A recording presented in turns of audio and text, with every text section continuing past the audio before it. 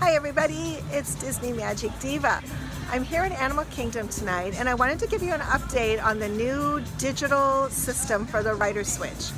The Rider Switch program, you might remember, is a system at Disney that allows parents to wait with a younger child who might not meet the height requirement or maybe is just a little too intimidated for a certain attraction to want to ride it. So a parent can wait with that younger child and have the rest of the family ride the attraction, and then when they get off the family, the first group, then the waiting parent can ride again with up to 2 other guests from the first group so that everybody gets a chance to go on the attraction with a family member or friend without having to wait in line twice. It is always kind of complicated to explain, so I hope you've read some articles or watched our other videos for tips about how it works. But what I wanted to tell you tonight is recently Disney has switched to a digital system. Instead of this paper little ticket that you would get when you ask for the Rider Switch, they will now scan your Magic Band.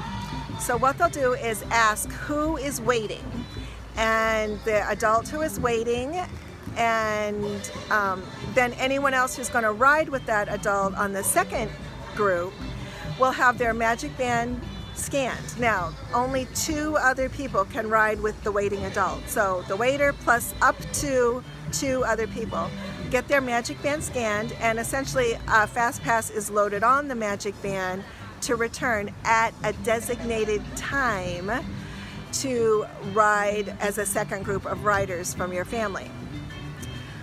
We have tried it a few times since we've been here. We've used it on Seven Dwarfs Mine Train, we've used it on Slinky Dog Dash, and tonight we used it on Flight of Passage. On every chance that we've done it up until tonight, we were told just get off the ride and the second group can come right back on. Tonight at Flight of Passage, we were told a designated time to return, which was about an hour and a half after the time we were there getting our Rider Switch ticket. Coincidentally, that's how long the standby line was at the time. And so I asked the cast members, is that how it's supposed to work? Is it just a Flight of Passage thing that you are assigned a time so far out, or what? And they said, no, it is designed so that you would return at the time whenever the standby time would be up. So if the standby time is an hour and a half, your return time is an hour and a half later. If the standby time is 25 minutes, your return time is 25 minutes later.